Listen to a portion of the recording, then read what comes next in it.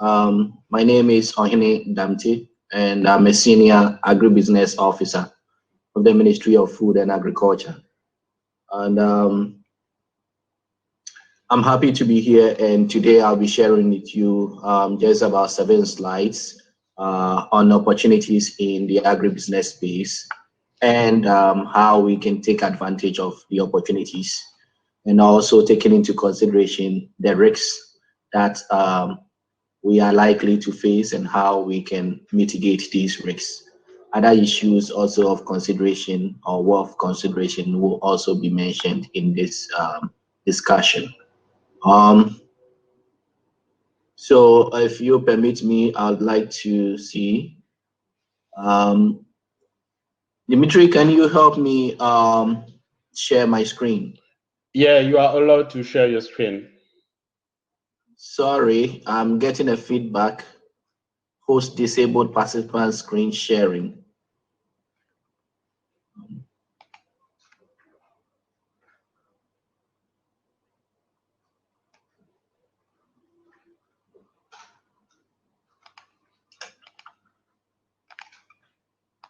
Yeah, so now it's okay. Screen, yeah, let me just go on and then give you a presentation of what I have today. So as I earlier on said, this presentation is just going to be about your opportunities in the agribusiness space and the challenges and other issues that are worth discussing. I'm a senior agribusiness officer of the Ministry of Food and Agriculture in Ghana. I've been working here for the past 15 years. You can, later on, I'll put my details in the chat. I had them in the presentation, so I'll put them in the chat later on for anyone that wants to reach out to us. Thank you. So I would like to situate this conversation in the economic context of Ghana. We currently, as a country, doing an annual GDP growth rate of 0.4%. As at December 2020. I mean, this is obvious because of COVID-19. Inflation is currently around 8.5% as at April 2021. The sectoral growth in terms of agriculture is growing at a 4.6%, industry 4.6%, and services is 6.5%. The strength of the agriculture sector in Ghana, it's such that the agriculture sector is contributing 18.5% to GDP. This is because as you know, the country grows, more investment is put into the industries and service sector, and so over the years, the service sector has been driving the economy. Unlike some years ago where agriculture used to drive the economy. However, I think this is positive and it provides a lot of opportunities for investments in the areas of industry and service. Now, the agriculture sector has also been recording a growth rate of 8.2% as at last December 2020. So the agriculture sector last year was the major driving force of the economy, despite the issues of COVID-19. The opportunities in this sector that we can talk about currently is that the agriculture sector is worth over $3.5 billion in terms of stake. Now, the agriculture sector also has a very strong government support policies that has already been spoken about or has been mentioned in the earlier presentation. So there are several government interventions and there are several policies that have been outlined to make sure that investment in agriculture is something that is secured. In terms of geographical location, the earlier presenter made mention of the fact that we are situated in a hub where we have become like a gateway to most of our neighboring countries, having very strong ports, and in terms of movement of commodities to the European Union is about 6 hours away from London. So this makes Ghana a very strategic point for investment in terms of export of agricultural commodities. Now, there have been increase in private sector investment over the years in the area of agricultural marketing systems in terms of infrastructure development and also policies around trade, regional trade, and international trade. AGOA, we can mention the current African Continental Free Trade Agreements and that of ECOWAS. So all these issues or these investments have made it very easy or very opportune time. This has made it an opportune time for investment to come in to the country. There's been increased availability of labor. This is because Ghana is churning out over 200,000 graduates from all its universities, both government and private. And all these young graduates will need employment. Therefore, investors will not need to worry about the labor cost or labor as in the availability of labor.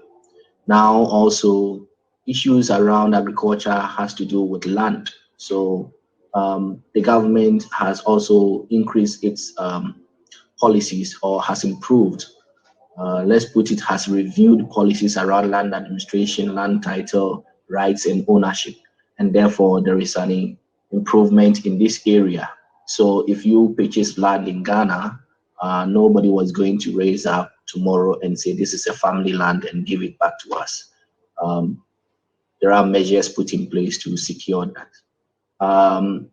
We can also talk about technological advancement and innovations in the area of greenhouse for vegetable production. This is more important because currently Ghana is facing a lot of issues with phytosanitary and sanitary conditions in the country when it comes to export of horticultural products, which used to be one of the areas that Ghana was doing very well in the past.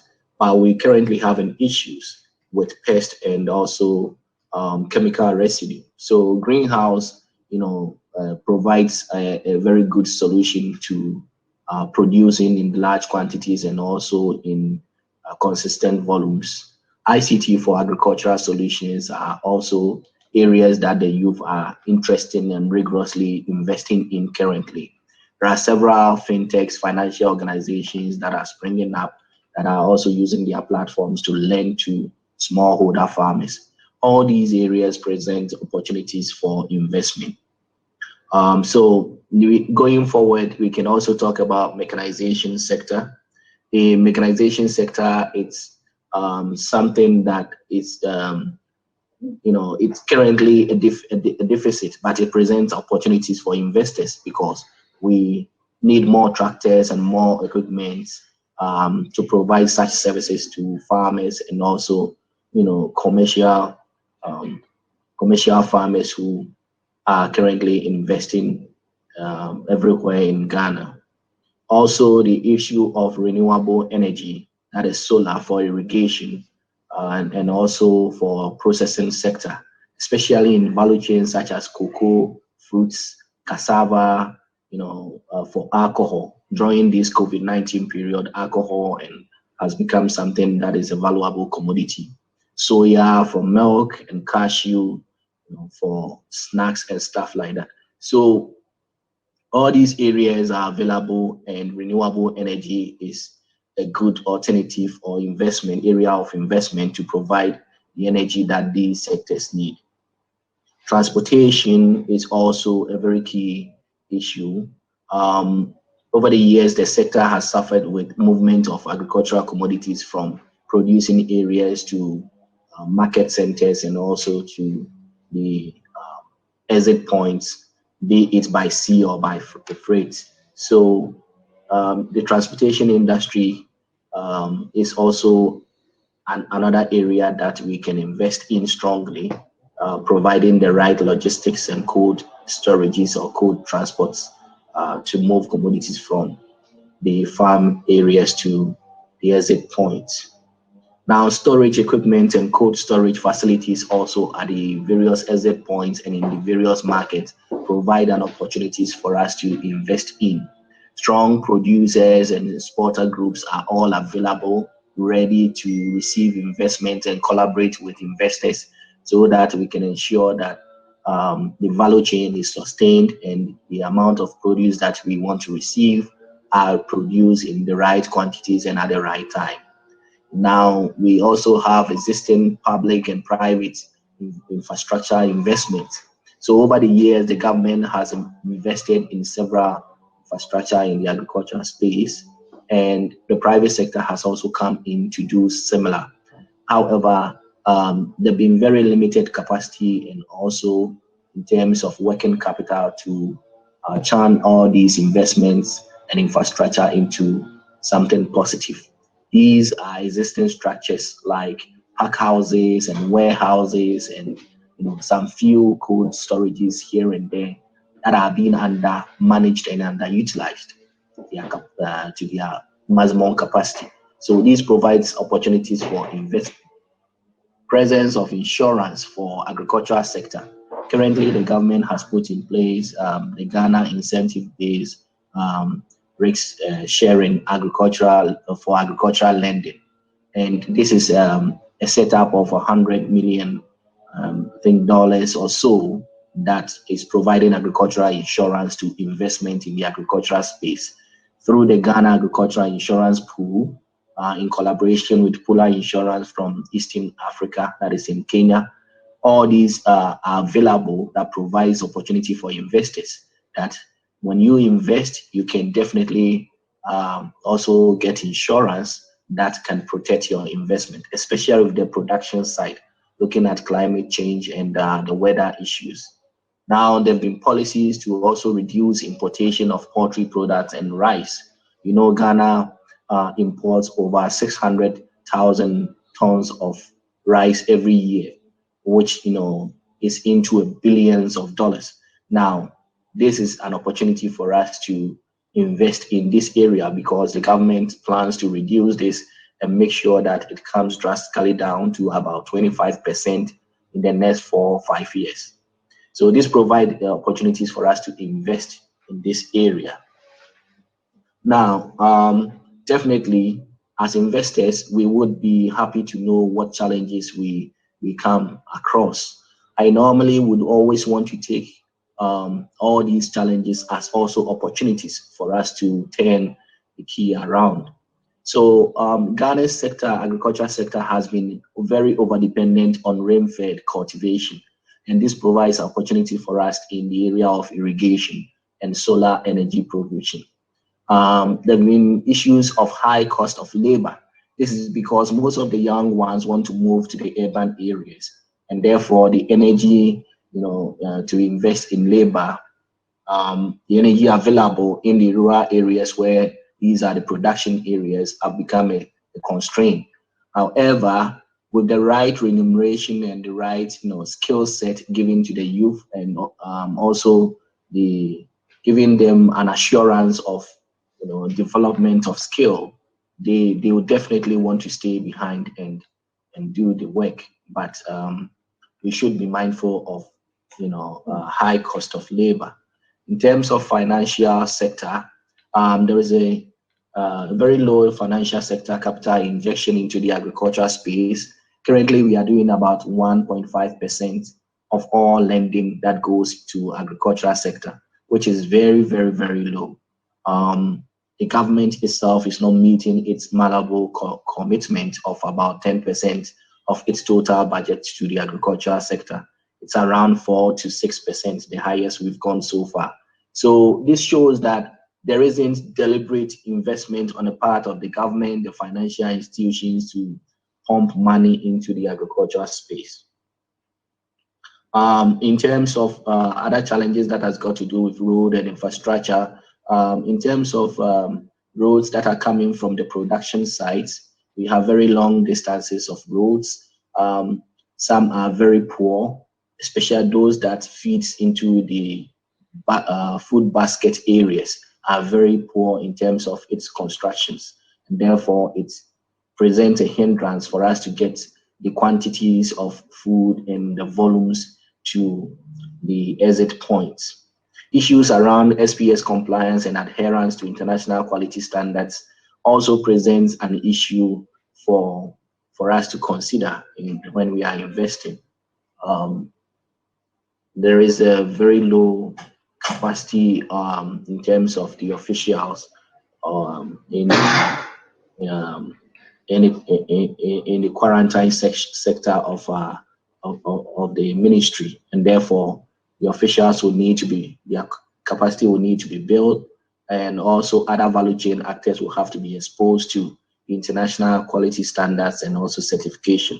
But this certification comes at a high cost, and therefore it also hinders a lot of the value chain actors to be able to procure these certifications. There are currently issues around information, access to information, and market system infrastructure.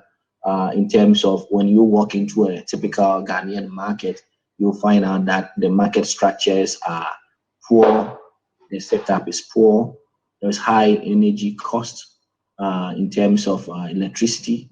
Therefore, if you were investing in the processing part of the value chain, this will be a very key thing to look at.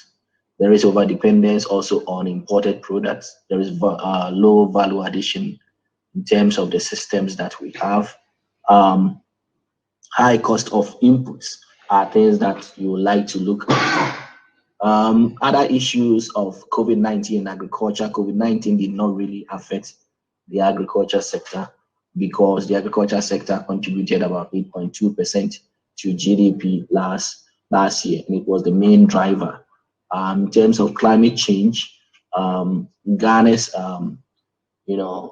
climate is very conducive. However, the northern part of the country continues to face issues of climate change, which needs to be addressed. And as I've mentioned, innovation in irrigation and also integrated water management systems are the new way to go.